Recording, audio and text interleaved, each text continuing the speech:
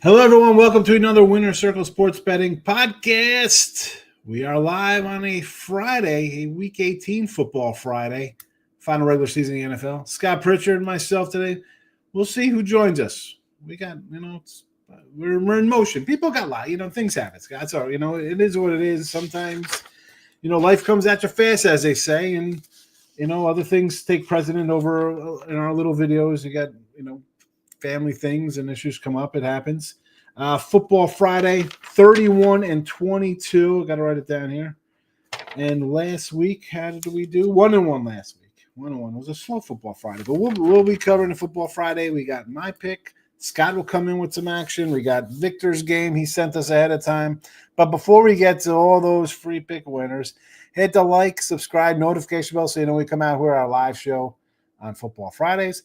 The Monday Night Live, well, there's no Monday Night Football left, but you know what? I could come in here even without Jim or Seth and do a live show for bowl playoffs. We'll see. Maybe the playoffs game. Championship game's on a standalone Monday. That's a little easier to do than weekend. And my wife's like, you can't just do these things, 10 times a day, all day long. She needs some love.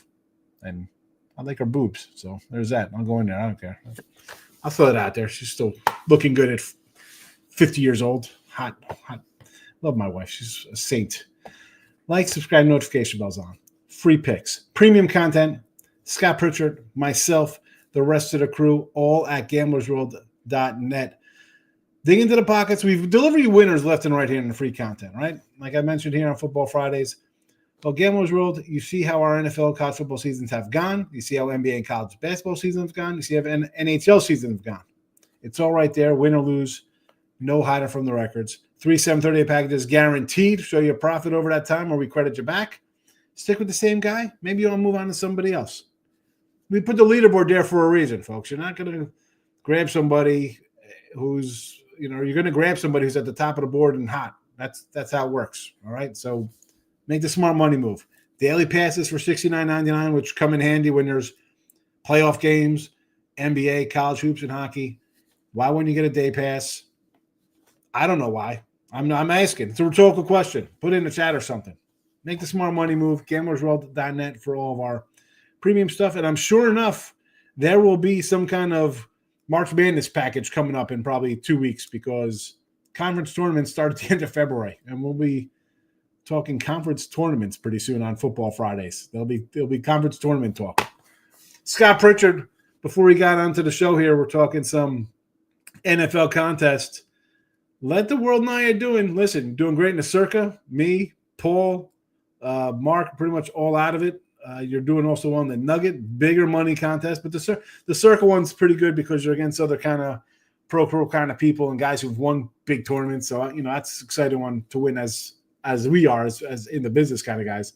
But the Nugget one, that is excellent because those big contests, you get crazy outliers. Somebody's going to come in out of the blue. Hey, look at this. I'm a barista winning. Like the guy, like some random farm. Like guys all of a sudden hit 74%. Like, holy cow, who the heck's this? It's just the randomness of a contest.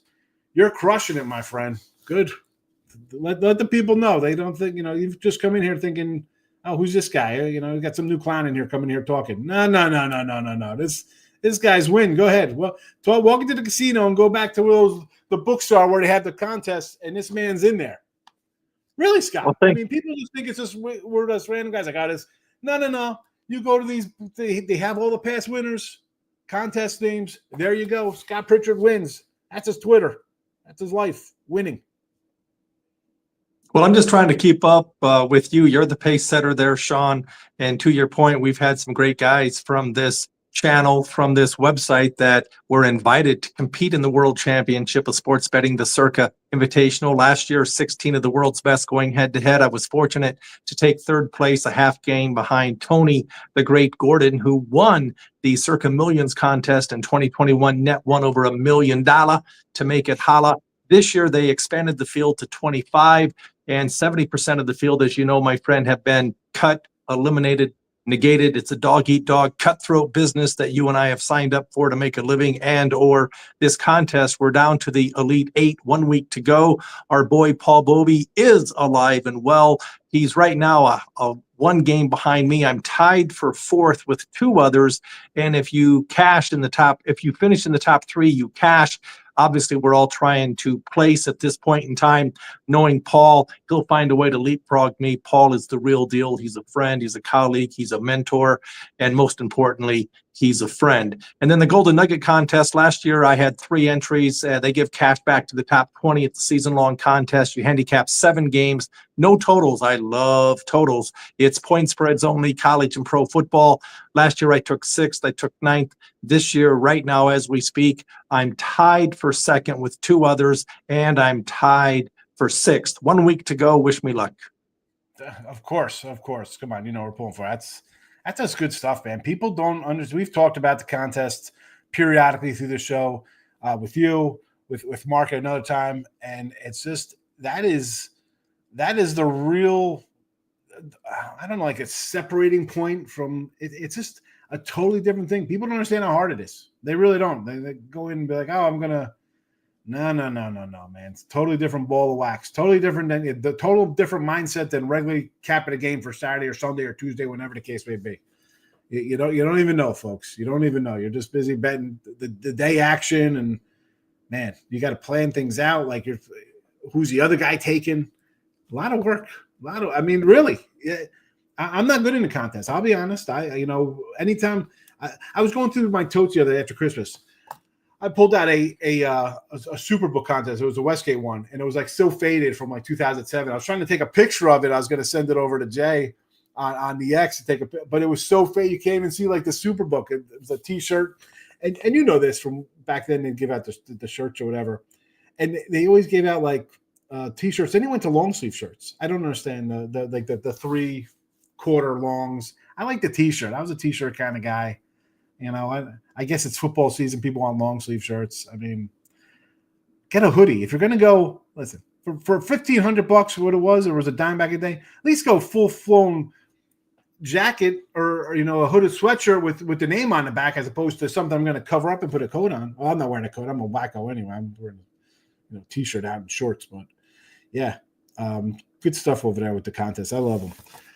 Now, no contest talk right now. We're done with that. Let's talk real fast before we get into this NFL weekend. We got a 20-point favorite on the board, I saw yes. College action here. Playoffs. Georgia, the big bad SEC. There's last man standing is the Big 12 team. Go figure. Go figure with that one. And look who's joining us here. Maybe who wants to come in and say hello? Look at this guy's coming in. Mr. Lawrence.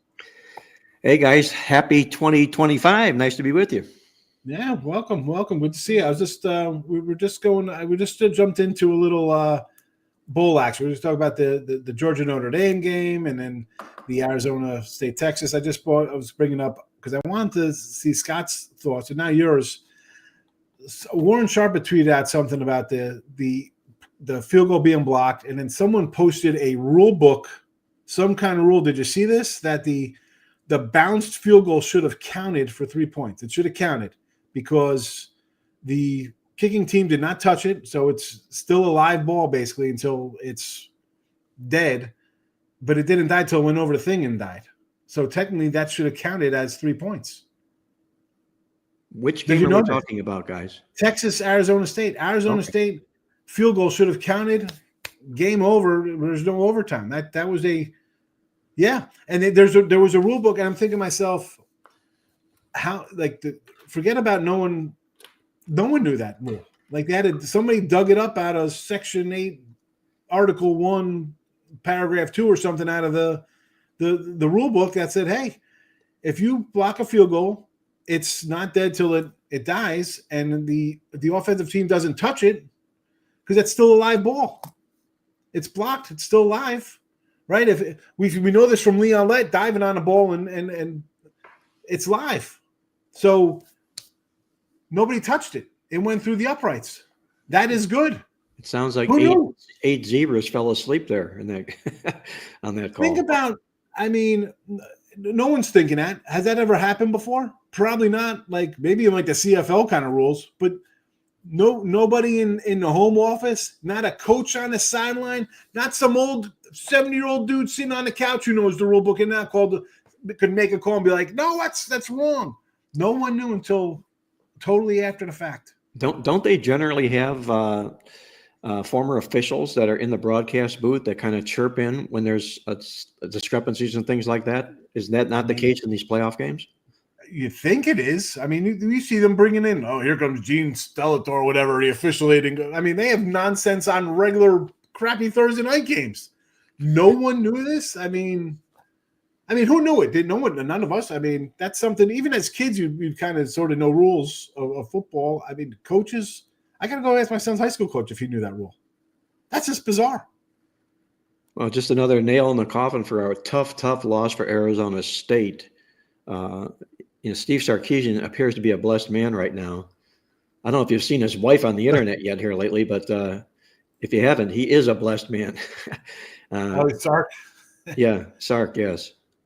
And, well, listen, he's had some problems in the past, like to have a little bit of a party and cost him some stuff. He's always been a good coach, though. I mean, he got a second chance with Saban. Here he is at Texas. I always kind of lean against him in big games because he hasn't really won it. That kind of changed last year as he got to the playoffs. What do you think about the upcoming matchups here? Scott, what do you think? Any lean towards any of these things? Ohio I think State, it's going to be exciting, with Texas taking on Ohio State on this channel on Thursday with Chip Terembus. Was on the over Red Rover, 55 points in the contest with Ohio State taking on Oregon, winner, steak and lobster dinner. Why can't they all be this easy? I have to say that I think Texas taking on Ohio State, I see the early line has come out. Ohio State is favored by 6. I don't have a lean just yet. I'm trying to get through today. As you know, gentlemen, they play the Star-Spangled Banner every single day. I generally have action every single day. Jim Feist is on my show today, 1 o'clock to 1:30 Las Vegas time. Let's Bet is the name of the show. But I want to back up, Sean, to your point about I'm shocked. You mean to tell me that the refs screwed up one time? The refs didn't get it right one time? There were like 12 just in that one game, Texas taking on Arizona State. I'm telling you, the reason they have a targeting rule, all you need to show is that play. That's why you have targeting, and that would have probably solidified a win for Arizona State straight up, the number 1 point spread team in all of college football. They still covered the number, 12 wins, 2 losses, but the fact is they should have won the game straight up. They would have had 1st and 10 at around the 35-yard line. They could have at least had the ball last, kicked the game-winning field goal. But yeah, I mean, I'm shocked. The refs actually made a mistake and messed it up. They do it every week, every game. This is nothing new. Well, isn't that the golden rule that the referees are there to referee the game, not to determine an outside or the outcome of a score of a football game? And that's exactly what happened in that particular football game. The targeting clear, I mean, is day. Like you go that way. How do they? Sean, if there's a class for targeting, that would be the lead-off film that they would show. Someone else posted another photo. I think it was from it was the Arizona State game because there was in yellow, and the guy's like just pulling on. You see the whole uniform stretching. He grabbed onto the receiver like multiple times during the run. They didn't call flag, and it's like, I mean. Sometimes you got to call something blatant. I know we say this in all sports, right? Like the refs want to come in, like in basketball, like I'm in, it's all about me. The umpires in baseball, and we don't like to see nonsensical calls. But if it's a blatant kind of call, a la target, or a crazy holder, you see a jersey being pulled out of the guy's pants. He didn't come to the game that way. His shirt's out of his shoulder pads, like. Nobody's going to I mean, you're a fan of a team, or in this case, people are betting on these games. They'll be all up in arms over it. But call the obvious. Try to stay out of something. Let them play in the end zone. I don't want to see pass interference calls on jump balls and stuff like that. They're both got hands on each other. They're going to call pass interference. Stop with that nonsense. Just stop. If it's a consistently no call, people are going to complain about it then. But sometimes it is. Sometimes it isn't. It's a no-win situation for these cats. And then you slow it down. Let's slow it down. Look at this. Well, yeah, sure. Let's start yelling at the refs when they slow it down to a millisecond of time. How the heck? we would have lost so many bang bang plays, and there'd be different champions going on, a whole lot of different crap if you had super slow-mo to bring it down. We got to get it right. No. Sometimes the human part of it is what makes it the game. Bang, bang, play. Oh, look at that. He was safe. No, he wasn't. Yes, he was. Well, let's slow it down to a billionth of a second. Every play we're going to do that on? Let's do that on everything then. No one would watch any sports. Stop it. That's my rant on replay slow-mos. Well, there's kind of like two axioms that I like to think I live by when it comes to handicapping. Two things, and one of them is you hope that the game that you're handicapping certainly is clean. There's nothing phony about the football game, any funny business going on, and you also hope that there's no funny business going on with the referees on the field. If you can get two aspects of that together in the game, then you can handicap what I would call a clean football game.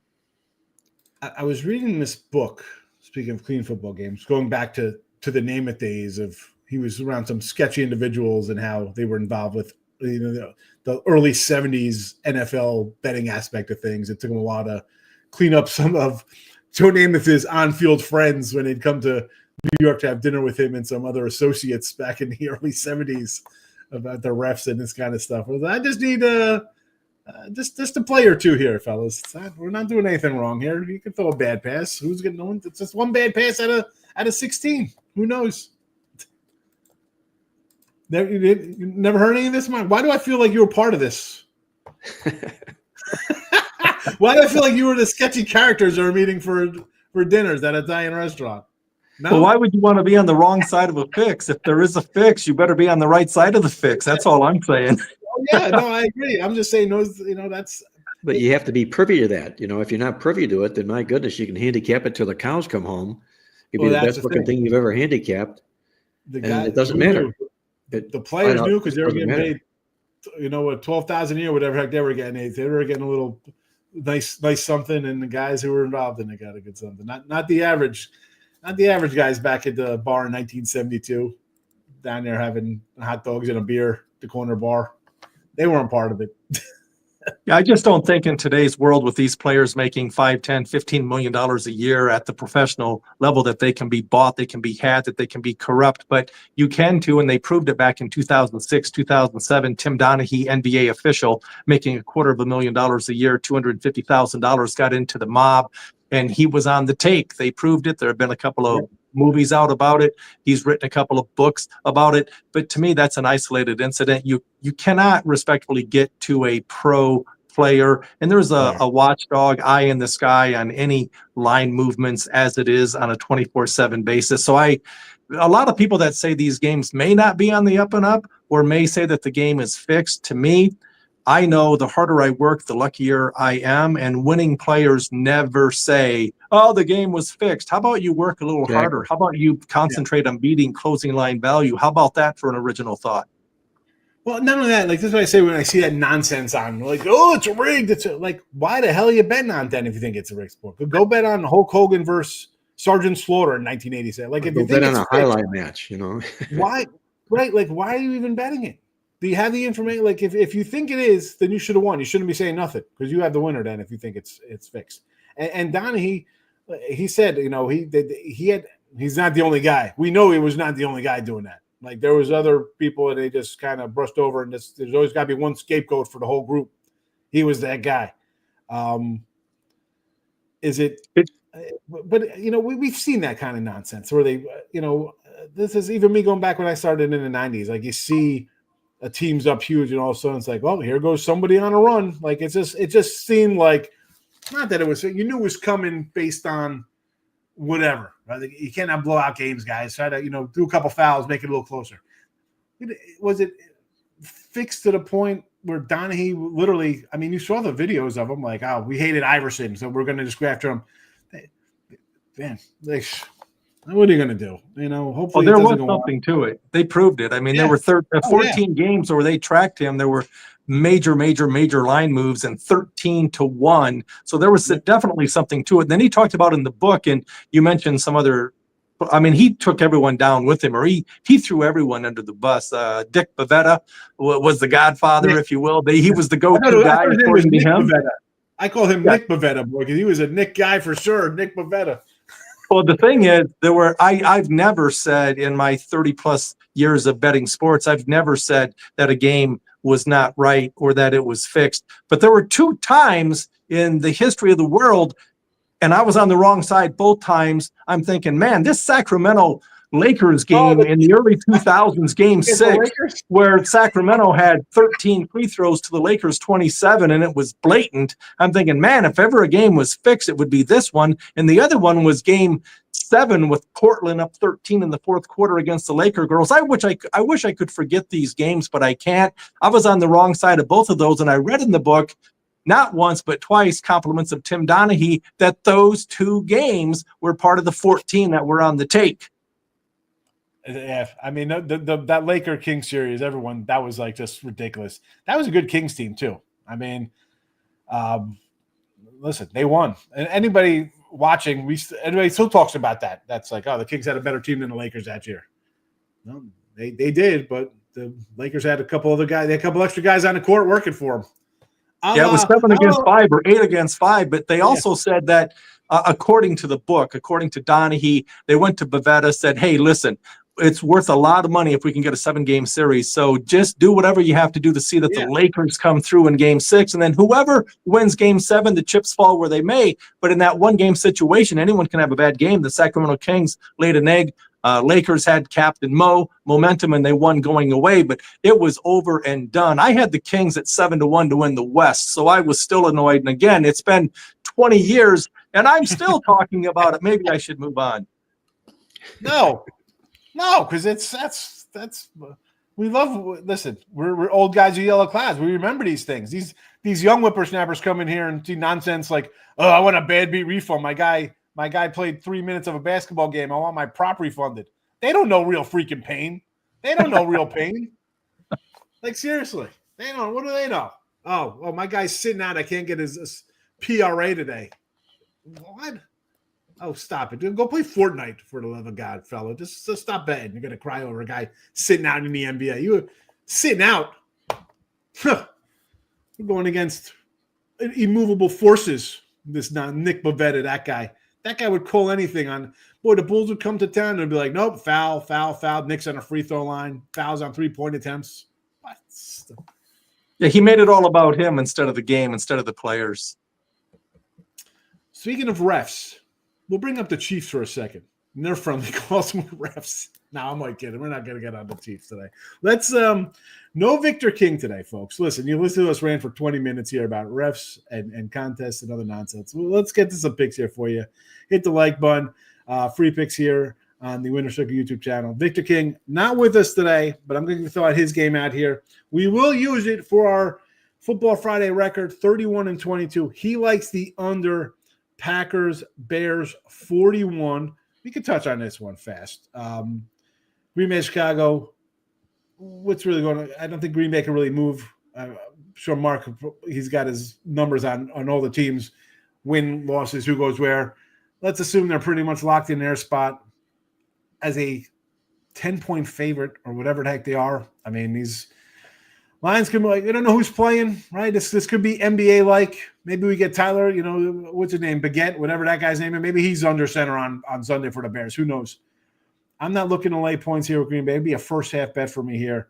You guys like anything in this total-wise? Victor's, again, official play here, under 41, Victor King. But, Scott, Green Bay. Well, I understand Victor liking the under in this contest because, the Bears, their hurry-up offense, they tend to get called for delay of game. Most teams, it takes 7 to 10 seconds to run a play in the hurry up. It takes them about 45 seconds. So that lends itself to less plays, eating the clock.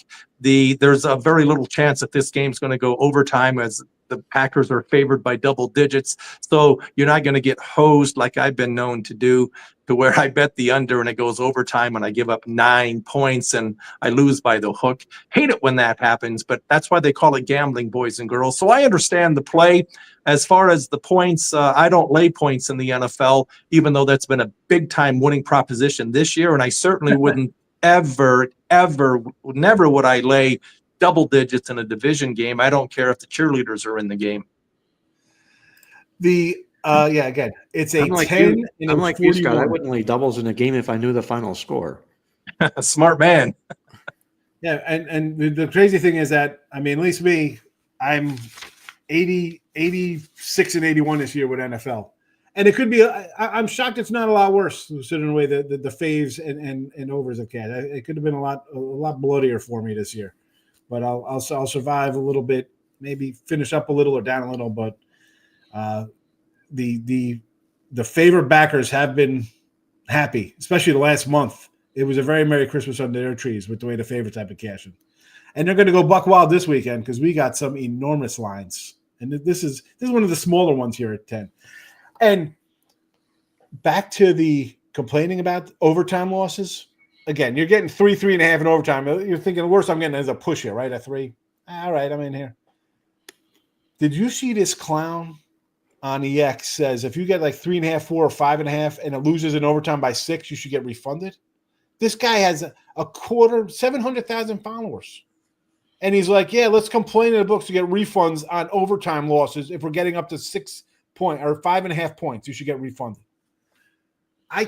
This is like participation trophy on steroids with these kids.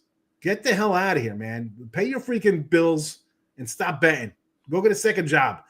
How the hell are you going to tell books? And they started this with their nonsensical guy got hurt. We're going to give a bad beat refund. Oh, the team blew a lead late. Now we look at it as like, stop your whining, pay up, right? Could you imagine calling the guy back in the day? Oh, yeah. Do I get a refund on that? Do I get a credit? What are you talking about? No, that does not happen. But the simple fact is these books, you understand why they give it back to them because, here's your $75 back because you're going to lose $750 in the next month. But it just, for me, that is just insane. And it's fighting, you're yelling into the void because those people are never going to make money long-term betting. That's why they're still out to bet at FanDuel and DraftKings in these spots. Well, they don't get money back, Sean, for one main reason, because they don't have to. And, why would they even entertain that thought in the first place? I know there was a lot of talk in the past. People rumbled about being able to buy overtime insurance, but you'd never, ever seriously consider doing something like that because all you're going to do is pay more vigorous, which is going to shorten up your ROI in the football game. And you can't afford to lay 10 extra cents on every football game you played just because you're going to overtime insure it. It's just ridiculous. So we're never going to see that happen.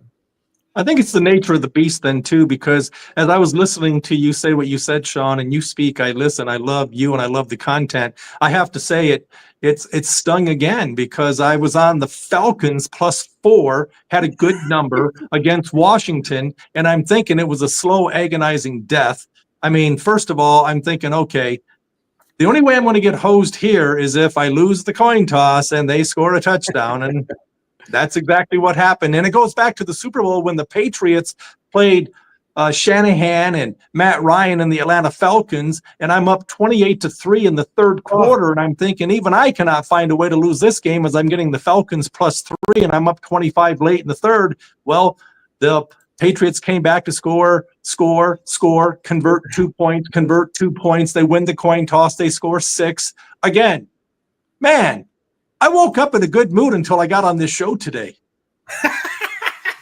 And started reminiscing. I was with you on Atlanta. I was with you on that one. I was with you. I had a money line. I'm like, no way. I said they're not winning. Yeah. Listen, I mean, the overtime rules, and we'll get back to the free picks. We'll get out of here. We'll stop. We'll stop our crazy rants. We had to switch up the rules because Josh Allen didn't get on the field against Patrick Mahomes in a game. If they just keep it the same, field goal, suicide, that's what it's about. What are we trying to turn the game into? Well, the other team scored a touchdown. Why don't we just turn it into college football? Let the other team try to score a touchdown.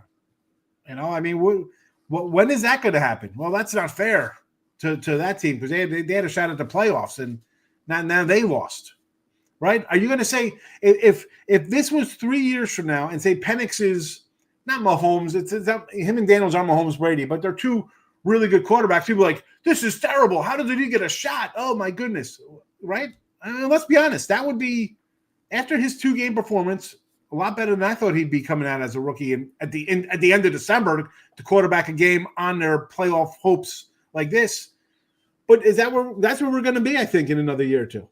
Well, that's to your point. They overreacted. And to have a 10-minute extra period makes no sense because you are giving a random coin toss. Whoever wins the coin toss has a distinct, huge advantage. They can eat the clock for 5-6 minutes. Even if they kick a field goal, the opposition kicks a field goal, you get 2 possessions. You get 67% of the possessions, which really increases your odds of winning. So again, they overreact. And I'm with you, Sean. They need to address the overtime rules. Who knows if they will? But again, there's a way to get around me complaining about betting under. I handicap a game for 4 quarters, not 5, and I give up 9 extra points in the extra period, and I lose by a half point or a point on my total. There's a way to combat that. Screw betting the game, bet the first half. Yeah. Or live game betting, right? You can try and capitalize that way. Again, with the overtime, I'm all for, and I don't hate whoever gets the ball first. It's a tough way to go down, but also make a stop somewhere on defense. You won't have to be in overtime if your defense made a play, or if your offense made a play and took a lead instead. And that's the way I look at it. And if you're in the Super Bowl, Shanahan, you might want to learn the overtime rules. I'm just saying. I was going to say coin flips to determine possession in overtime. It's senseless. Why don't they just flip a coin and say heads you win the game and tails you lose the game, and go to the locker rooms? It makes no sense at all to decide a football game on a coin flip, or an edge, at least an advantage in a coin flip. Like you said, Scott, they have to do something seriously to address this issue. Let me just kick in Shanahan's back one last time here, because he was the coordinator for Atlanta in that game. He blew a 10-point lead against the Chiefs the first time he played them in the Super Bowl. He did it. Well, he didn't do it for before he blew the second one here, or the third Super Bowl. He had a 10-point lead over the Rams in a NFC Championship game in the fourth quarter. He let that one slip away when he could have went and played the Bengals in another Super Bowl, but he let that 10-point lead slip away in the fourth. And he did it again. Not only did he blow a 10-point lead in the first half in the Super Bowl, he blew a end-of-the-game lead with a minute and a half left in the Super Bowl. Then he had a lead in overtime that he blew. How many ways can this guy lose a Super Bowl? I mean, he lost a Super Bowl every single possible way you could imagine. He's been the MVP for the opposition time and time again. 28-3. How do you blow that? You were calling the plays. I mean, I guess you could blame the head coach, but really, no, the offense took the entire second half off. They were drunk. Who does he think he is? Dan Campbell, who blew a 17-point second half lead in the second half against the Niners for the championship game a year ago, with just mind-boggling, high-risk, low-reward decision-making and play calling. But that's who Dan Campbell is. His name is it Campbell? I always called him Dan Gamble. I thought that was his name, the way he rolls the dice. But I could get, that's how he plays.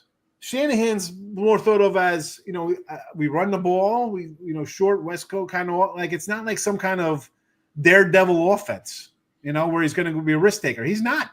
He kicked a field goal in overtime at the 7-yard line. Hell, go for it, and then maybe your defense makes a stop. They got to go 93 yards or 60 yards for a field goal, whatever they got to do at that point. But pin them. It's how he coaches. I had the 49ers into the Super Bowl, apparently. Did you know that? I'm sure you can probably get the gift of that one from me kicking him in for that. And I don't know why, because all he does is blow 10-point leads when the game's the biggest game of his life's on the line. Go ahead, Mark. I'm sorry to cut you off. I say that's the way the man coaches, and it doesn't necessarily make it right, or you have to agree with it. And there's also a reason why he's still the coach for the Lions, is because he's coaching a tremendously talented football team.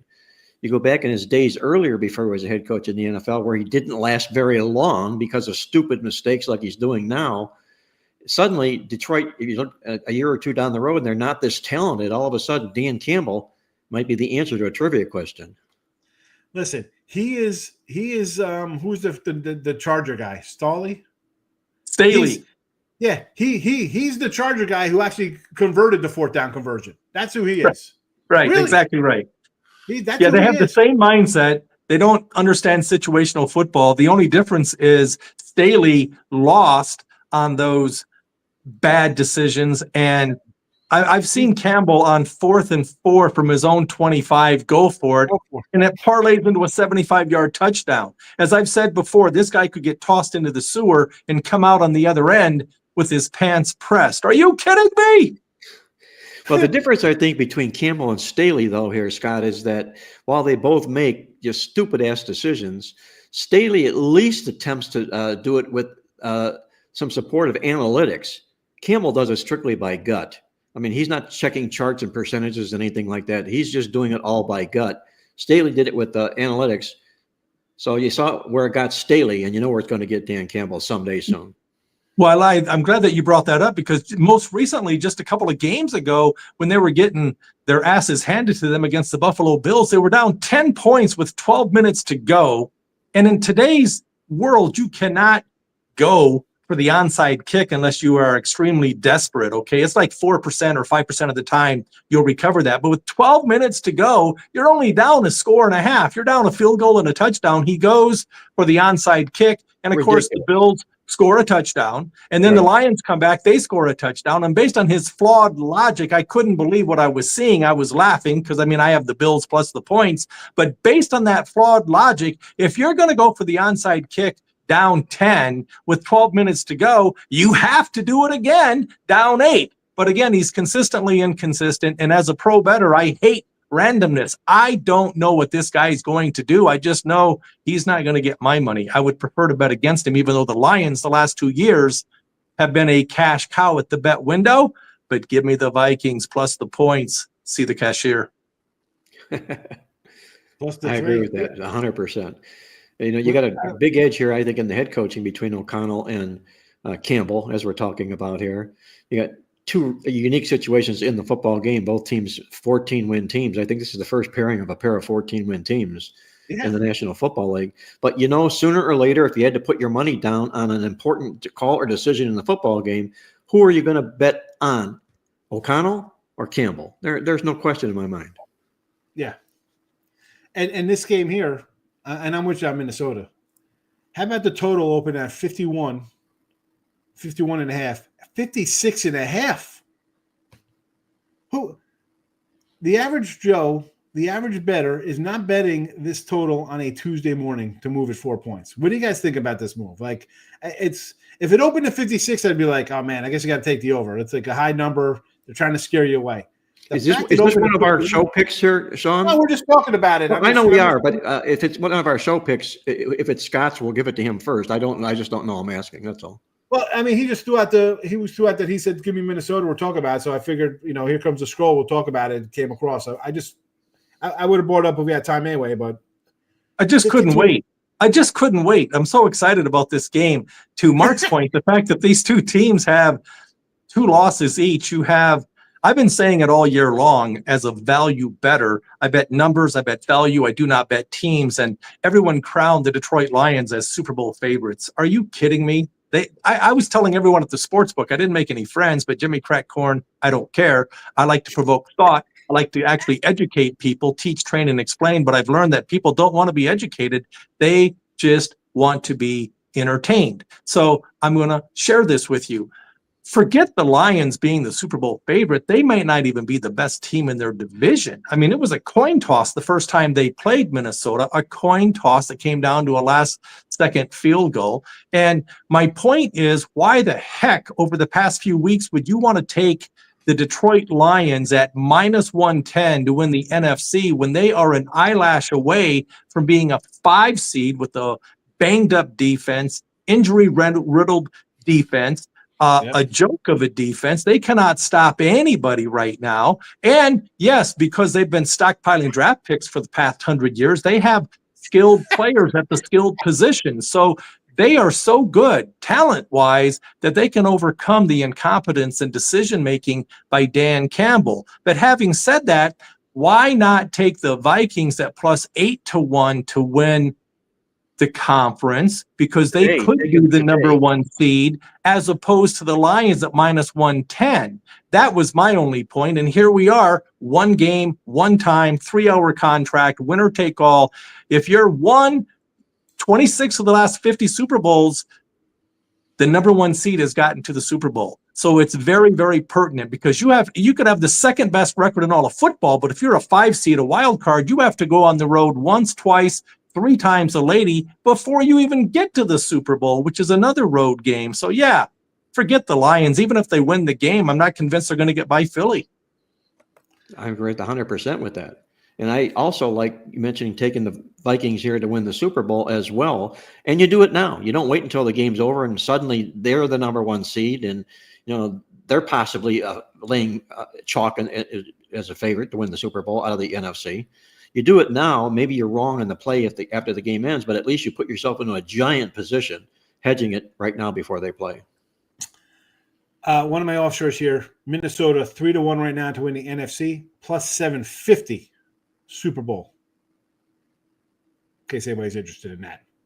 Well, I can tell you, to me, the value is lost.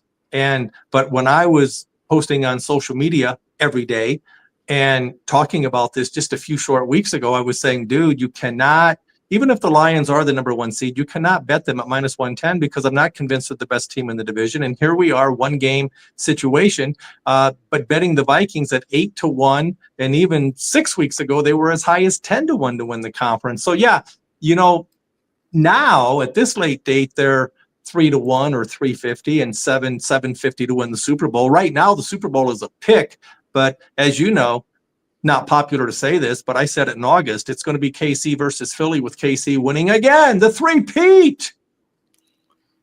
KC, and we'll lead in official pick here for our guy Scott. Minnesota plus the 3 here. Vikings to get it done. Scott Pritchard. Vikings plus 3. KC is Marc's game here. We did a little KC and Denver. Catching an 11-piece. Are you kidding me with this one? I do not care if they roll out Elvis Graybeck. I will be taking Kansas City this weekend. You're giving me 11 points with a team. I know they haven't done anything all year. This is the most ridiculous 15-1. Someone came in my chat, they're like, Mahomes didn't make the Pro Bowl. I'm like, why should he? He's an average quarterback this year. And yet they're 15-1. They're going through the motions. They go through the motions. They go 15-1. The Niners go through the motions. They are 6-9 or whatever the hell they're going to be this year. We talk about coaches you want to get behind. I mean, I don't care. Was it going to be Wentz in this game, right? Who's the backup to him? How are the Broncos laying 11? You want to lay 11 here with Denver? Marc, 11 and a 40? No way in God's green earth do I lay 11 in a football game like this, especially to Kansas City. I think what people overlook is they get all wrapped up into the fact that the Chiefs are resting some starters and the Broncos are coming with need in the football game, and they have need. Because they have need, the line is packed. So do you want to give up all that value in doing just that? Absolutely not, you don't. You want to make a case for the value, and the value here being Kansas City. Remember that Andy Reid, since he's been a head coach with Kansas City, in the 11 times he's taken his team to the playoffs, in the regular season ending game before they went to the playoffs, when he rested his regulars, he won 8 of those games straight up on the scoreboard. Andy Reid isn't coming onto the football field to lose this football game. Then you look at the other side, and you're talking about Denver laying such a big number. Look at Sean Payton in his career. When he's been favored against teams that have a win percentage of better than 750, he's done it 7 times. He's only won 1 game straight up. So this is not a role that Sean Payton thrives in, and it's certainly a role that Andy Reid does thrive in here. So there's no doubt in my mind I have to take the points with the Chiefs here. Official show pick, 31-22 here on Football Fridays. Marc Lawrence is going KC plus 11. No, I mean, you're really shocked if you watch the show at all. Marc's going to come in here, any kind of dog, and be screaming from the trees to take him. And yet you got a team like this, as Scott said, going for the 3rd straight Super Bowl. Oh, Scott, I mean, you add to this. What do you think about this game? Well, again, I just think I'm a big fan of Marc Lawrence, and like you, I mean, when he speaks, I listen, and our viewers should do the same, because I have to tell you, from a content standpoint, you're talking about Carson Wentz is the backup quarterback, but he's no backup. Carson Wentz is a starting quarterback, and now he has a chip on his shoulder, an opportunity to prove himself in a division contest. Double digits in a division contest. I understand KC is going to lay down, but for Denver, you're talking about a rookie quarterback. Nix doesn't play like a rookie, but again, he is a rookie, and this is a high-pressured situation. They've lost their last 2 games, and now you're going to expect them to win by 13, 14-plus points, because 12's the dead number, 11's a push. Even if they're up 7, 8, 10 points late, they're going to play the clock. They're not going to look to win by 15 to 20 points. So to Marc's point, I agree. You have to be on KC plus the points. Points mean more than opinions. I always say to people, because I see these numbers and like, oh, it's only 11, it's easy. It's not. I look at it as like you better hope they're up 20 to cover for you, because that's what you need them to be, because there's always a garbage score. Not always, but that's what you look. If you're taking some kind of dog, you think there's going to be something late in the game, right? That's Hey, Sean, Scott brings out an excellent point here when he was talking about the quarterbacks. Number one, this is Wentz's first start for Kansas City. He knows the program because he's been working, obviously, as the practice quarterback. But number two, it's Bo Nix, and the pressure is indeed squarely on this kid's shoulders here. The pressure to beat a two-time defending Super Bowl champion, to beat them by 12 points, I think it's ludicrous. And especially if you look at the fact that Denver has lost 17 of the last 18 games in the series on the scoreboard. Why are they going to go to 2-17 and the second win is going to come by 12 or 13 points? Somebody needs to explain that to me. Like you're saying, like this game's going to be what, 23-10? That's what it's going to be. I mean, it very well could be, but that's asking an awful lot for a team. And the token of, all right, maybe Mahomes sits. Is that official? Is he totally out? Like, I won't be shocked if he plays. I said I won't be shocked if he played a half, because you're going to give. Play. He's out. He's out. All right. And the reason is the NFL penalized the Chiefs by forcing them to play 3 times, Sean, in 10 days. So now the Chiefs are saying, hey, we're going to stick it back to you. We have 19 days off, and we're not going to play anybody in the last game. But on the same token, that some of these guys, I think the receivers have been banged up. I know you want to rest. You want to rest Mahomes. Some of these guys should still play because they have not been crisp all year. And that's, they have the record. They got the bite. They got all that. But the eyes don't lie. The eyes, we look at and be like, wow, this team is – we talk about flaws and stuff like that. It's a flawed team, and they have not looked – where's their sharp game this year? Where's the game? You're like, that's the team. You saw little flashes of it in week 1, passing the ball. You're like, wow, they look really good. But that was it. Well, I have to tell you, I don't trust my eyes, okay? And you shouldn't trust yours either. Here's why. Last year, Patrick Mahomes, statistically speaking, had the worst statistic season of his career. And for the first time in forever, Sean and Marc, they had to go on the road. They did not get to play in the friendly confines of Arrowhead, Terrorhead Stadium. They didn't. They went on the road and kicked the snot out of the Ravens, then went to Buffalo. I'm tired of hearing about the Bills, who haven't done anything in the past 3+ decades, and they finally have a home playoff game to knock off their nemesis, Kansas City, and they ate shit. They didn't do jack. They didn't do anything. So now they're going to have to beat Baltimore, if they can beat Baltimore. And to me, I mean, they'll be a small favorite, but that's going to be a tough game. Kansas City, they're off. They play a weak sister, Houston or Pittsburgh, in round 2. So they have to defend their home field and play one game. But I want to get back to your point about KC not being a sexy team this year. All they do is win 15-1, and you're dogging them. 15-1. The media's been, hey, they're not there to win by 20 points. They're there to win. And I'm not going to go against Mahomes and Reed and Kelsey. And something we never talk about, the main thing about Kansas City is their defense. And I'm not making this up. I think we've heard this a time or two before. Defense wins championships. Listen, I've been to the last couple of years when Hill left, I said, this is a defensive team. It's not the same. And they were, I can't say I'm playing down the teams, but they like you said, they don't care about covering. They don't cover games. I think they're 500 this year in covering games.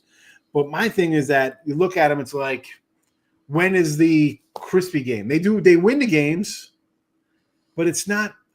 Again, you're spoiled with a guy like Mahomes because you've seen such crazy stuff out of him. So when he has a pedestrian year like this year, like last year, this year's just as he's got 26 touchdowns, 12 picks. I mean, that's not for a guy, because we saw him with that explosive offense. You're thinking, where's that at? So that's what you said, don't believe your eyes. That's what we're all used to seeing. We're used to seeing Kansas City. You think offense. They've been a defensive squad for the last 3 years now, ahead of the offense. They're the only team that hasn't scored, 31 points this year? Only team hasn't scored 31 points in the NFL. Sean, they're 15-1. 15. And what do you want from them? They're 15-1, and they have home court, the number 1 seed. Who's going to beat them? Nobody. Because now you're going to say, because it's going to be the same thing all over. I had Buffalo last year thinking, here's your payback time, Josh Allen, because you can beat them in the regular season. They They beat them in the regular season. And Josh Allen, let's be honest, they changed the overtime rules because what's his name tied it up. Mahomes, Buffalo had the lead. Mahomes scored with like 40 seconds left to force overtime. They changed the overtime because that's how good Allen is. Allen's a good quarterback. I said, all right, you're home here. Get your revenge, Josh. Couldn't get it done. Yeah, then Baltimore. Baltimore runs the ball down their throats for 8 minutes and decides, you know what, let's switch things up. We're going to show you we can beat you doing something different. What the hell is going on in Baltimore? Like that was just bizarre. No. Who cares about that? Now that's like Ohio State, right, against Michigan. We're playing possum all year. We lose to Michigan, and then we come out and just chuck it all over the field against Oregon. Where was that?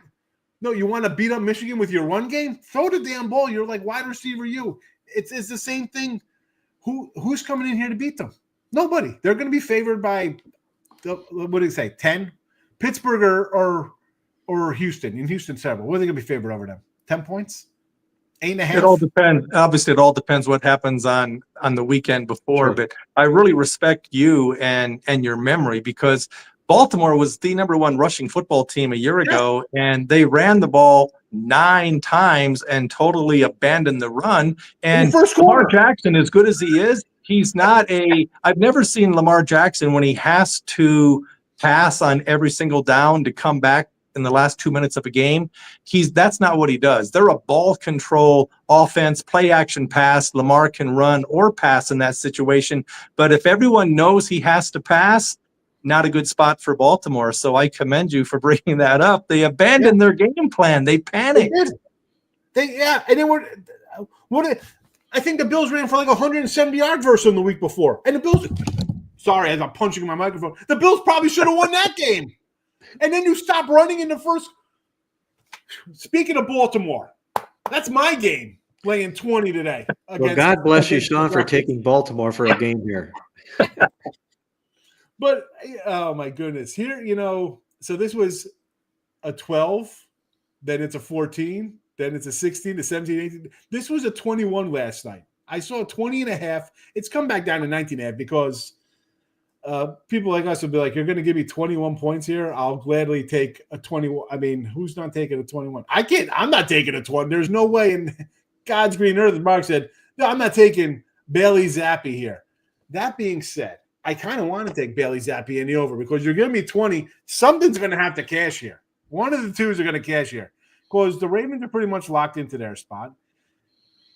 They have to – I say that because you're a 20-point favorite, you win, and you got the division, right? That's how it's going to go here. You're a 20-point fave. You lose this one. Now, we saw them lose to the Raiders. We saw them blow a 10-point lead at home to the Raiders. And where are the Raiders? The Raiders just pissed away a first-round draft pick by beating the Saints or whoever the heck they did. So anything is possible with Baltimore. We've seen them kind of blow games here.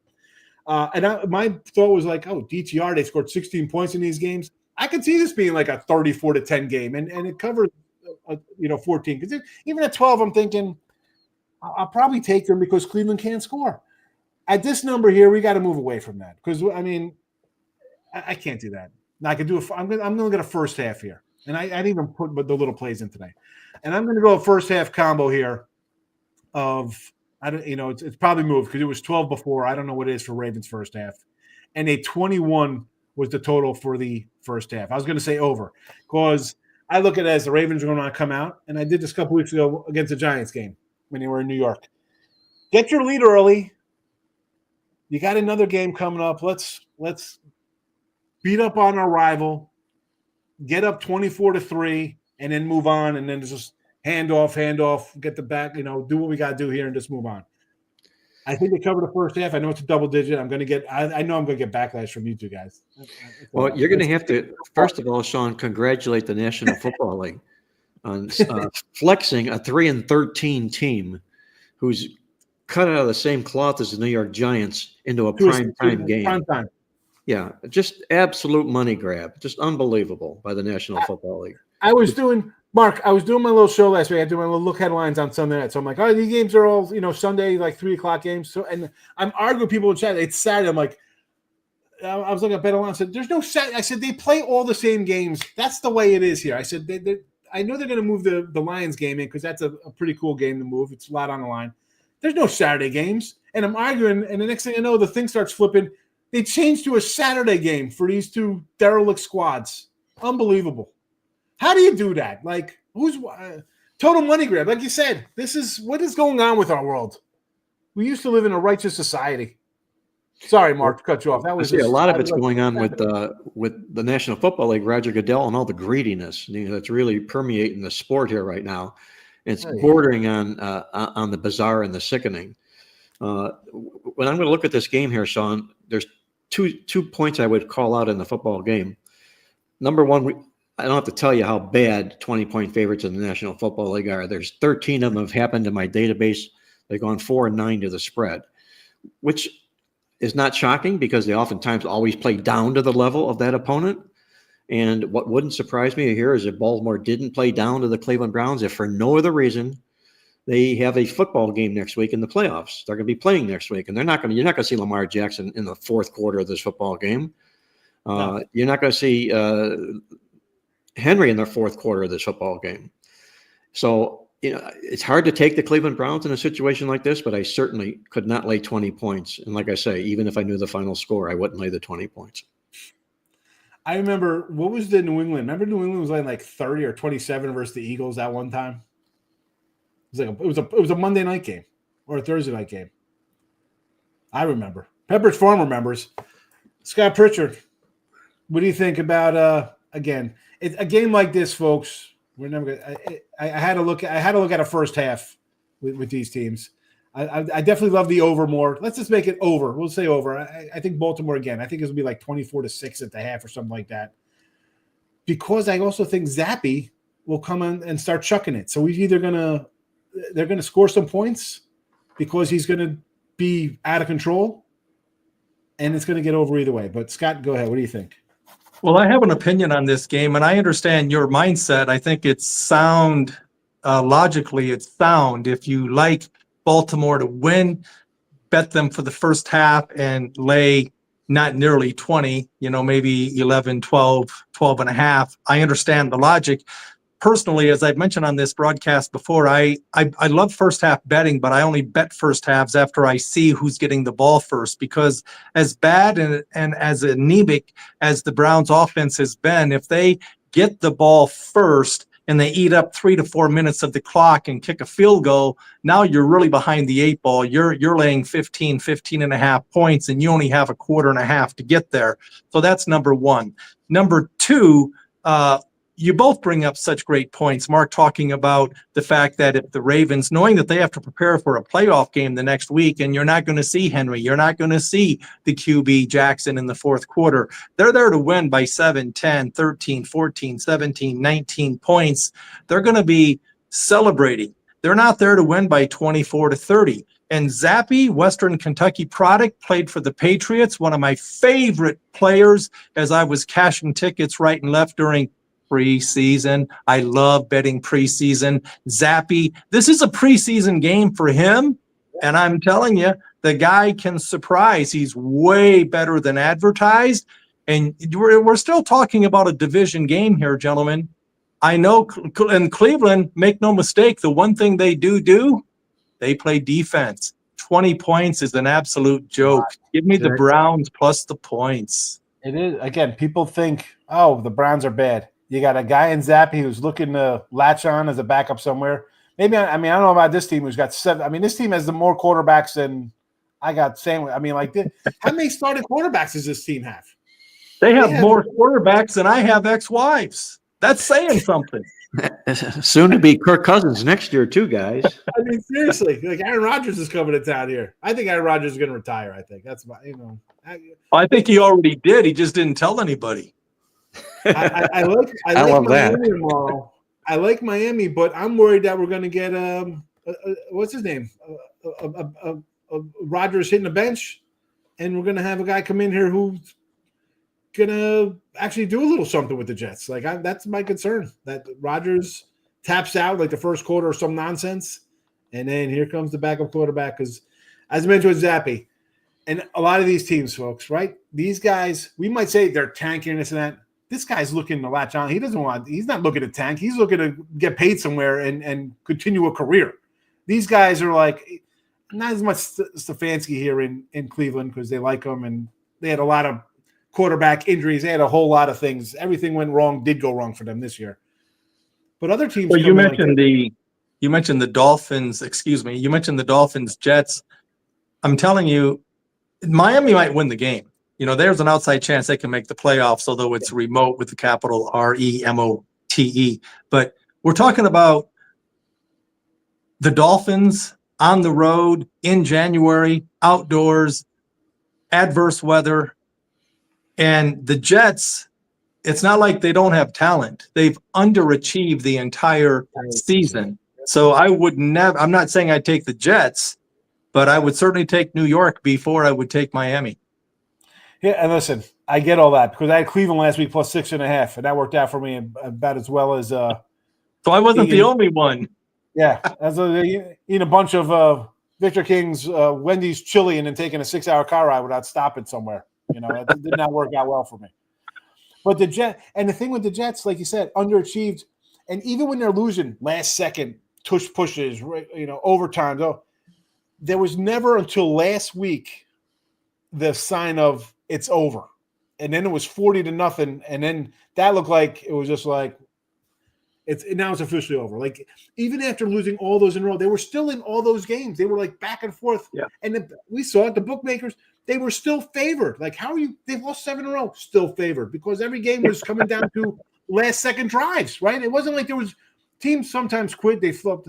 I didn't see them throw up a flag until last week when it was 40-0, and actually not even a 40-0. Out of the gate, it looked like they were in trouble. Like it was here come the Bills. But I get it. I get Miami warm outside. I don't want anything to do with that kind of stuff. But I just feel they get the sliver of whole playoff. Even if we get a Tyler Huntley, here's another guy, a backup guy who's won playoff game with the Ravens. These guys are these players are looking to get paid for whoever else is coming in to coach a team. They can't go out. You might think your favorite team's tanking. You could bet your bottom dollar 100% those players aren't looking to do something bad because then what? Then, this is a guy's body language or whatever bad. I don't want this guy on my team. He's a cancer. Get him out of here. No way. The players are going to play. The players are going to play, except for Rodgers just to take me out, but right. I mean, Bailey Zappi is going to come in here and do something. How about a team total over here for the Browns, guys? Or what do you think? Well, you are gambling if you're looking at that only because their offense is just so bad, and Zappi is better than advertised, but he doesn't wear a cape with an S on his chest. There's only so much he can do. But again, we're going to get a half. This is when we think about our process of games and like me betting games ahead of time, week ahead of time. I think this is going to happen. So I think Baltimore's going to come in here, take care of business the first half, 24-6 or something like that. Maybe it's 24-7 or ahead of it. And then the second half is Zappi's going to run for this, run for that, and it's going to turn into like some kind of 27-17 kind of game. And it looks like, wow, they showed up, but they really didn't show up because the game was over at halftime when it was 24-9 or whatever the case may be. Like it's over, and then the second half is, wow, look at this, Cleveland. Oh, they got something, right? Let's be honest. If you're a fan of any team that's bad, they win some meaningless game or they hang in there tough, and you're thinking like, oh, look at this. Whoa, we might got something. You got nothing. You got Scott said it. It's a preseason game. One team's going to play for a half, kick your butt up and down the field, and then it's going to be, here come the guys who are looking to latch on and say, wow, they got some heart in me. That's what this game's going to be. We didn't get to any comments today. Hold on. Let's do a recap here. Victor King in spirit today, under 41 Green Bay, Chicago. Marc Lawrence, Kansas City Chiefs, plus 11. Scott Pritchard, the Minnesota Vikings, to lock up the top seed, plus 3. I'm going first half over 21 Browns and the Ravens here. Hit the like button. Free picks galore right here on the Winner Circle channel. But gamblersworld.net for all of our premium stuff. And boy, do we got you covered. I see Scott, NBA best bet, college hoops best bet, college football, power play up. Marc Lawrence, 10-star NFL game of the year going for you. I got NFL and a bowl game up for tonight. Premium, go get it. Support us on the channel. I don't even know if I can get I mean, there's got to be a million comments in here. We can go back to the beginning. It'll be crazy, but I don't want to run through all these. So do you guys have time to talk for another 10 minutes or no? Are you busy? I've got, I can go 10. I've got the show with Feist coming up in a few minutes, but I've got 10 if Mark's okay. I've got to check out, guys. I would love to do this. I look forward to catching up with you next week. So I'll let you and Sean close out the last 10 if you guys will, okay? Good seeing you, Mark. Happy New Year again. Good luck this weekend. Go Cleveland for you.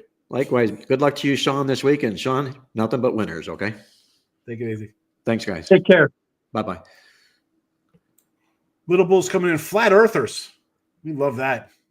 So are we talking Kyrie Irving? I want refunds from NBA games. So, yeah, we're talking refunds. Come on, Ninja. You know that ain't happened. NFL's worth overtime rules. Bad overtime rules, 100%. Sixers talk. Yes. NBA, we're talking about the NBA. I'm not a big NBA guy. You an NBA guy? I'm a big NBA guy, man. I love NBA. Let's talk NBA. What do you want to know? Nothing but action for me. Actually, I'm a no betting allowed NBA guy. I'm not. I think I'm 6-5 in NBA picks this year on the site. I can tell you that the Western Conference, I don't think people understand just how good the Oklahoma City Thunder are. And the odds makers are starting to catch up with this fact. But the fact is, going into the season 3 years ago, 2 years ago, last year, OKC top 3 ATS against the spread. So this has been in the making for quite some time.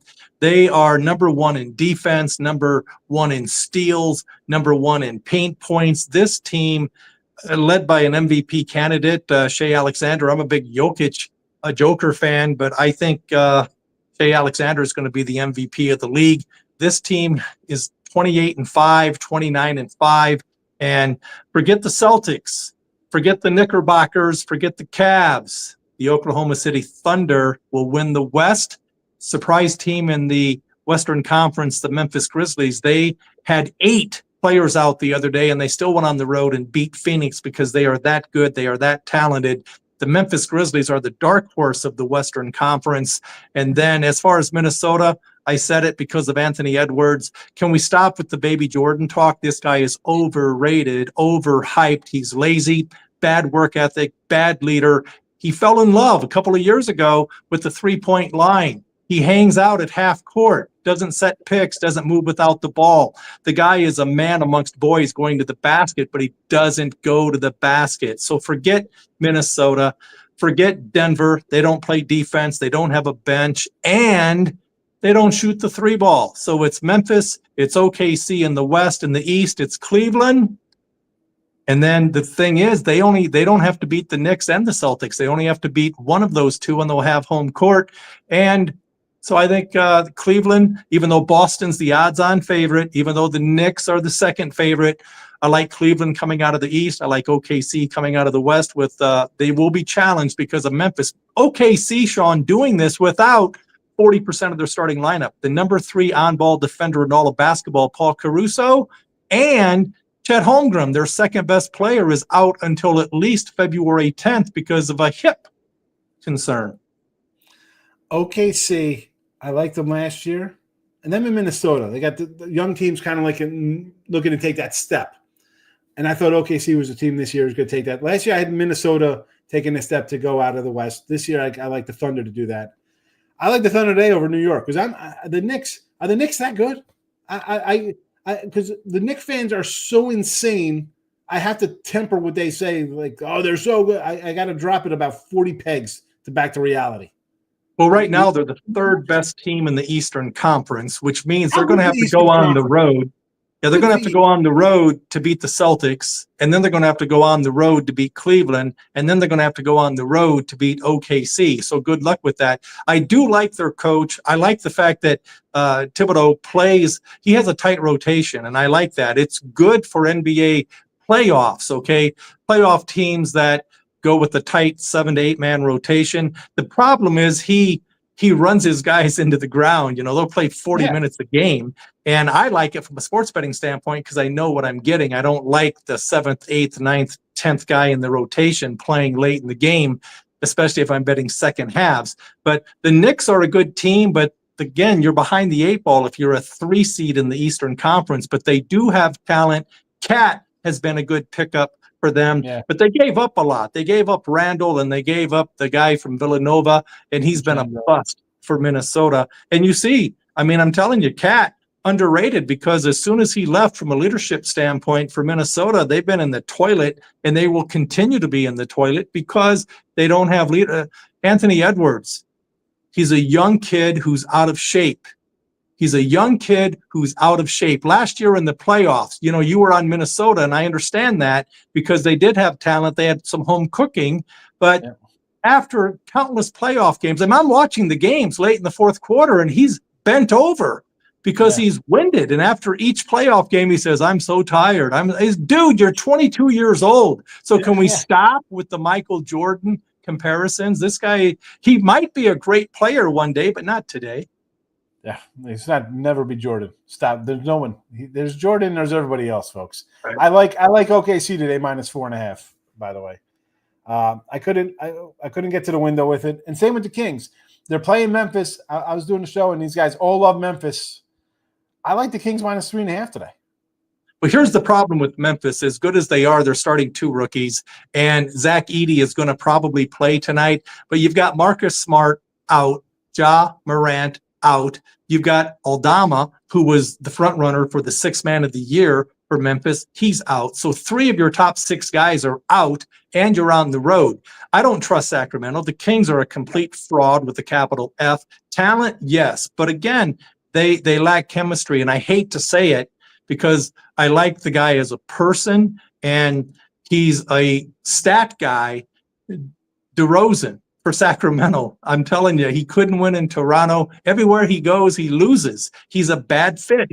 He's a mid-range shooter, doesn't play any defense, doesn't rebound, doesn't pass. When he does pass, he turns it over. He's clogging the middle. Sacramento way better a year ago than they are today, yet they supposedly improved their team. So, yeah, I don't trust the Kings. I certainly don't trust the Kings.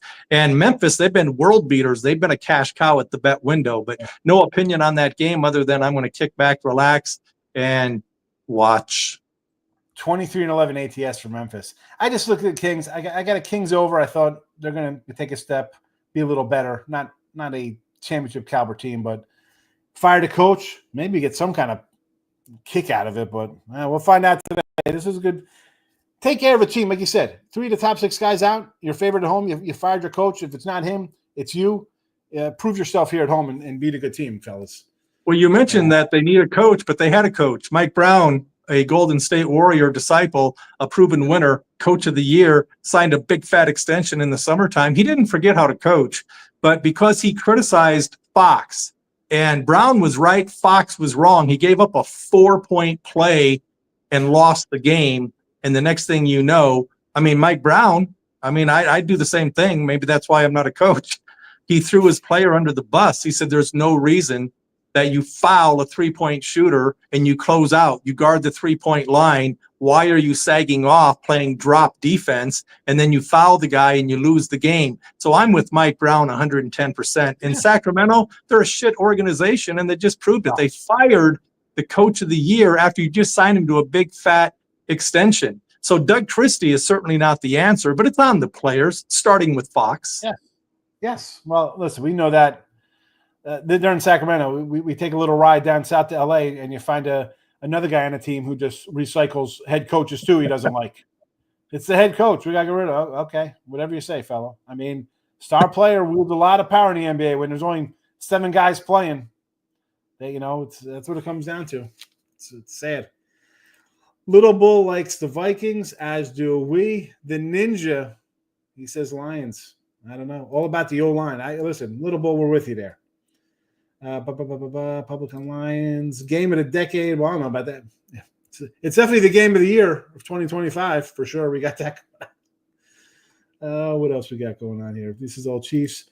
Little Bull says Chiefs money line with Nick's interception also. Again, you're going to get the Chiefs. Anything's possible. Although I do have – I was going to bring it up before we talk about Nick's. I have him to lead the rookie yards in passing. So I'm hoping for a big game so we could probably lock that up for me because I don't think Daniels will play. And I'm hoping what's his name? Caleb Williams lays another egg. And maybe they don't even play him. Like, the season's lost. Don't get hurt. So I'm hoping that he comes in with a nice 300-yard game, but KC covers. And also for Minnesota, I got a nice coach of the year on that guy too. So 20 to 1. That's great. Good call, man.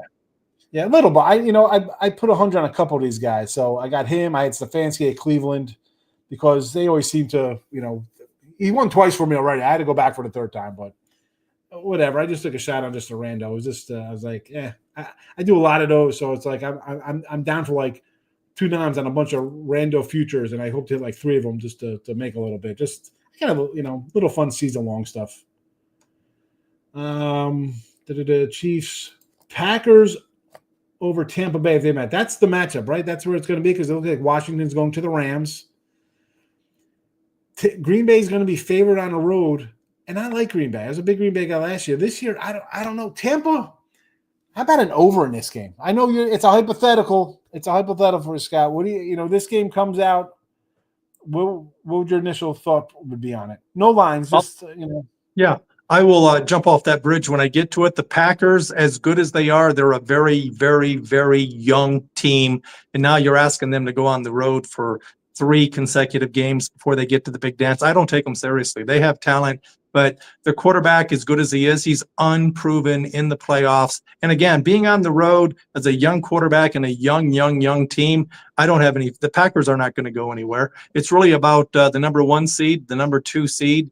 And that's about it. It's a 2-team race for the Super Bowl in the NFC, and it's a 3-team race for the Super Bowl in the AFC. Sean, love you, love the show. I've got to prep for the Feist interview, but have a good weekend. I've got to check out, my friend.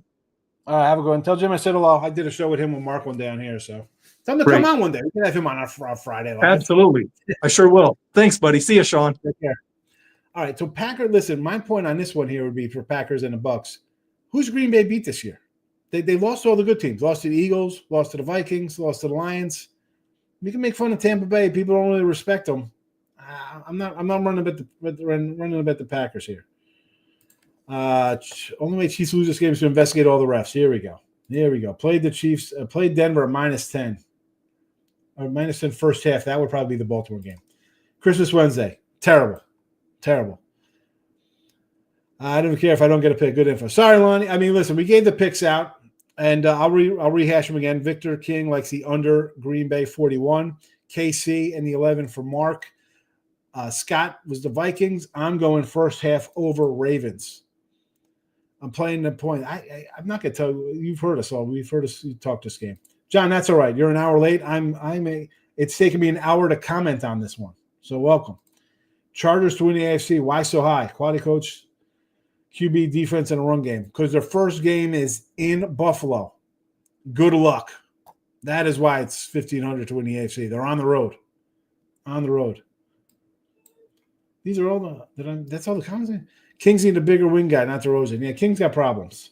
Mistake to fire Mike Brown. We all agreed. Why did it look like there was a lot more comments than before? I don't know. Maybe we had a what's it? Maybe it was a spammer. All right. Picks again in the chat. Chiefs for Mark Lawrence. I am on the first half over Ravens. Scott Pritchard is coming in on the Vikings plus the 3. Victor King, it's not listed, but he's here in spirit with us as he sets up new shop. He likes the under. There it is. Bears, Packers. Like button here on the Winner Circle YouTube page, not the Pabe. I don't know what the Pabe is. Figure something. Go to Google, look that up. GamblersWorld.net for all of our premium content. Marc, big game of the year. Scott's got you covered in all sports tonight. I got a bowl game winner up for you. I'm pretty good in bowls. 55%. I think I'm top 3 now in college football on the site. Go get it. NFL. I'm a nice little run. 9-2 last week. I got NFL up for this weekend. Go get it. If you don't want me, GamblersWorld.net, right on the page there. Who's hot? There's a whole little side view here. Everybody's listed. Who's winning? All sports. Go get the premium. There we go. Number 2 to last week. There we go. I'll take that. 2,600. We'll take it. All kind of flat betting too. I'm not probably at the top of the leaderboards of both college basketball and college football if I had different ratings. But I'm flat because I have 300 games already bet. Anyway, for Victor, Scott, Marc, myself, Jim, who hung out behind the scenes the whole show, unlike Seth, who boots out here early to go to Cape May. He's having taffy or something today on the beach. I don't know what he's doing. I know what I'll be doing later. Cash your tickets. See you next week, folks. Thanks for watching. Bye-bye.